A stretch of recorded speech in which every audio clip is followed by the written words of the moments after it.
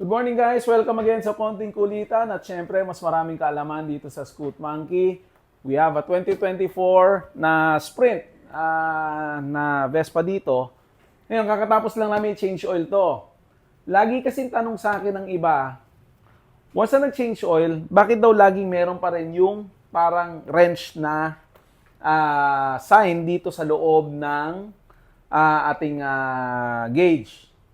So, ngayon, tuturuan ko kayo kung paano aalisin to, itong maintenance icon ang tawag dito.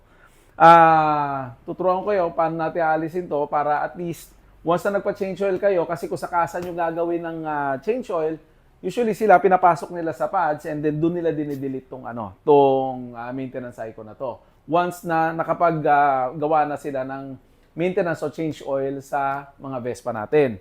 Ngayon, kung sa labas kayo magpapa-change oil, like for example sa mga third party na shops, usually kasi nakakalimutan ng alisin to, itong maintenance icon. So ngayon tuturuan ko kayo kung paano mag-DIY, kung anong gagawin natin dito para maalis itong maintenance icon na to. So first thing na gagawin natin, on natin yung ignition. Once nag-power on na tong gauge natin, all we have to do is pupunta tayo muna doon sa mode button, hanapin nyo yun doon sa volts. Yan, yung volts. Once na open na yung volts na yan, nakalagay dyan, pipindutin lang natin tong mode button for 15 seconds, 15 or 20 seconds yan, mga ganon. Tansyahin nyo na lang.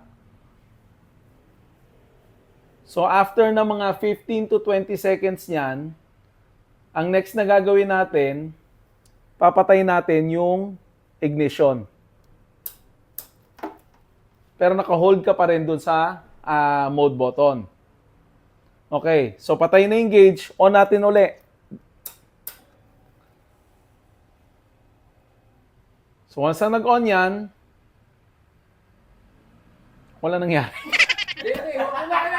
Hindi, joke lang. Yan. So makikita nyo, nagbi-blink na yung wrench na button. Yung maintenance button. Hanggang sa makikita nyo mawawala na siya.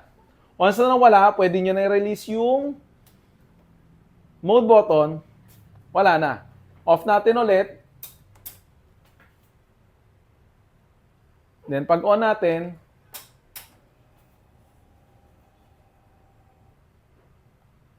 wala na yung maintenance button. Wow! Maintenance icon pala, sorry. So, ganun lang kadali magtanggal nung maintenance icon dito sa ating gauge once na natapos ang change oil natin. But always remember, huwag nyo aalisin yung maintenance icon na yon kung hindi naman kayo nagche-change oil. So, kailangan sundin pa rin natin yung proper na maintenance or yung interval ng maintenance ng ating mga motor. So, yun lang. Nakita nyo ngayon kung paano gawin yan. Pwede nyo i-DIY yan. Once na nag-change oil kayo, ganun lagi gawin nyo.